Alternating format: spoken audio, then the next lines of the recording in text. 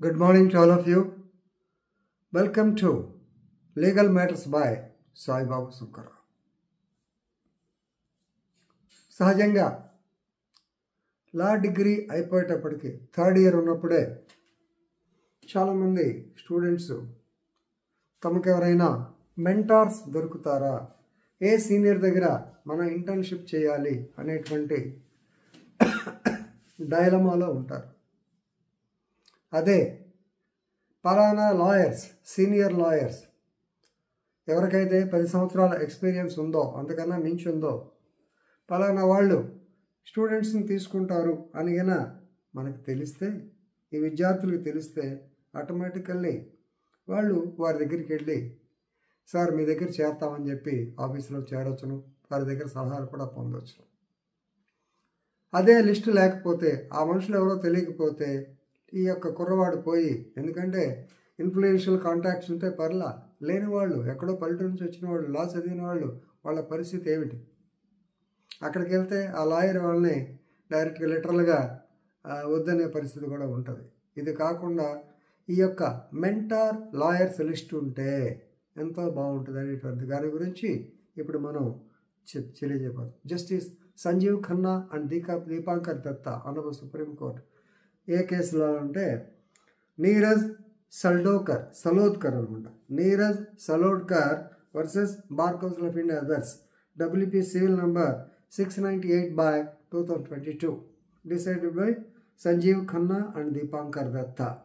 Of course వారు ఏమన్నారంటే notice ఇచ్చారు, బట్ ఒకటి they held that as seniors mentors list తయారు చేయండి, 6 వారాల లోపల బార్ కౌన్సిల్ ఆఫ్ ఇండియా వారు ఈ యొక్క మెంటార్స్ లిస్ట్ పబ్లిష్ చేయాలి. ఇది ఎక్కడ ఉంది? అది కూడా మనం ఏమీ లేకుండా చేసేది చేయరుగా. So rule 26 of the legal education rules 2008, rule 26 of legal education rules 2008 of the bar council of ఇండియాలో ఈ మాట ఉన్నది.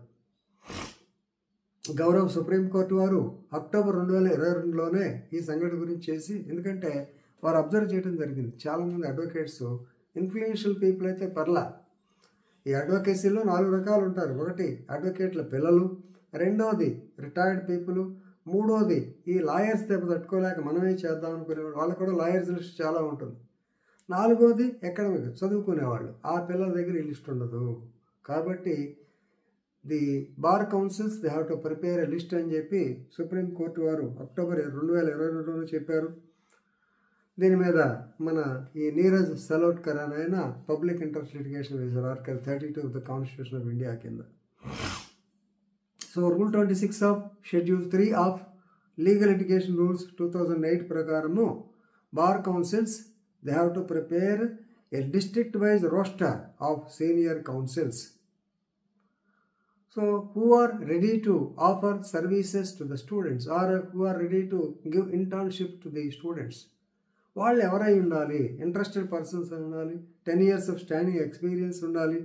సో కాబట్టి దీనికోసం ఇది చాలా ఇంపార్టెంట్. కాబట్టి సో యాక్చువల్గా అక్టోబర్ 2022లో గౌరవ సుప్రీంకోర్టు వారు బార్ కౌన్సిల్ ఆఫ్ ఇండియా యొక్క రెస్పాన్స్ కూడా అడగడం జరిగింది. So definitely already first list అయిపోయింది, second list is under preparation. అంటే in an attempt to foster a more inclusive and egalitarian environment. మంచి వాళ్ళు 10 ఏళ్ళు సర్వీస్ అని అందరు లాయర్లు అని కుదరరు కదా. ఎగాలిటేరియన్ సొసైటీలో మంచి మంచి లాయర్స్ కావాలి, వాళ్ళ పేర్లు తయారు చేస్తున్నామని చెప్పి సో ఈ యొక్క బార్ కౌన్సిల్ ఆఫ్ ఇండియా అలా పెండింగ్ పెట్టారు. ఇంతవరకు లిస్ట్ బయటకు రాలేదు. దానివల్ల non publication of the list of mentors దాని ఏమైంది? It has caused immense loss to the legal fraternity, particularly the law students who have to beg before lawyers to give work to them. So కావాలని చదివాను, ఎందుకంటే ఇంగ్లీష్లో బ్యూటిఫుల్గా రాశారు. So ఈ non publication list చేయటం పోవడం వల్ల వచ్చిన ఇబ్బంది ఏంటి? వీళ్ళు పోయి అడుక్కునే పరిస్థితి. So those students who do not have the contacts, then they have to go and beg the senior advocates, right?